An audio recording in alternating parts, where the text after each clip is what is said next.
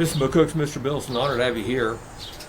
This weekend is Memorial Day, and I usually tell a story about one of the veterans that I know, including my father in World War II under patent, or one of the other relatives that saw combat. But this year I'll do it a little bit different, insomuch as not to degrade those in the armed services, but to also let it be known that there were civilians that fought and did quite well. If you've ever seen the movie Red Dawn with Patrick Swayze in it, that'll give you an inkling of what my story is about. Insomuch as an old man and I met. The old man had a heavy accent from Europe, so I asked him if he was over there during the war, and he was. And so I said, and asked him for his story, and he gave it.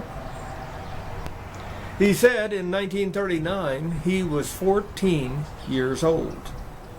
And he said when the Germans invaded his country.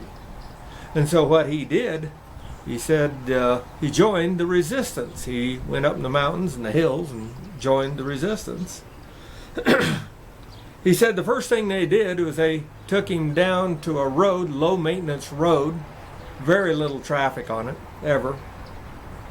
And they told him if two Germans walk by or a truck or anything goes by like that, let them go. But if a single German walks by, you jump up and you shoot him with that shotgun that they'd given him, a 12-gauge shotgun. You bet.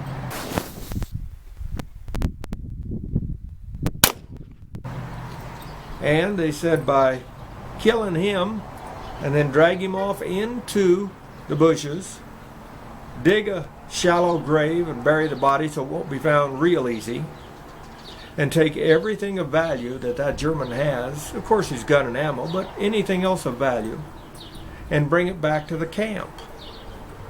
Well, he had to wait almost 2 days, but finally a single German did walk by.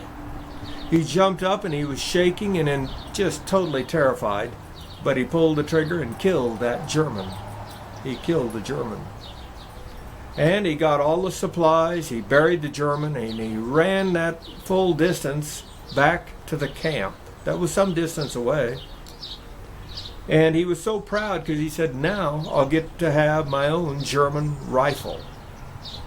But as soon as he got there and told them what happened, they took all the stuff away from him, including that German rifle, gave him back his single-shot 12-gauge shotgun, and told him now go do it again with 2 shotgun shells.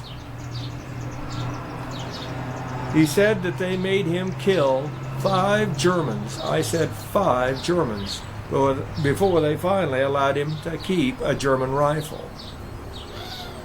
Oh, he did a bunch of stuff in the war, from help blow up trains and warehouses and ammo dumps. He did all sorts of stuff for the resistance. He was wounded twice, once severely enough that it put him out of action for 3 months.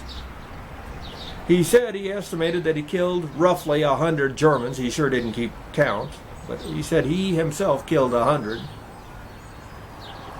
But he said, you know, of all of those Germans I killed, the first German I killed is the one that I can't get rid of in my nightmares.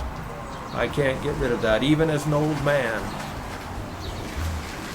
He wanted to come to the United States after the war, but they wouldn't let him. So he went to Canada. They were glad to have him up there. And with just a mindset that demanded excellence, he got through high school and then college. And he became an engineer. And then the United States was interested in him, and so he came down here. He married late in life, married with children and grandchildren when I met him. But that was his story of a young boy, a Red Dawn type event of an invading army and a young person, young people, fighting for their country, for their homeland, if you will. But if you think I was just back then, I think you'd be very surprised, and I think our enemies would be very shocked if once, just once, they came at us and found out all of a sudden that our young people were more than willing to risk everything, including giving their lives, to fight for what we call America, rate this film.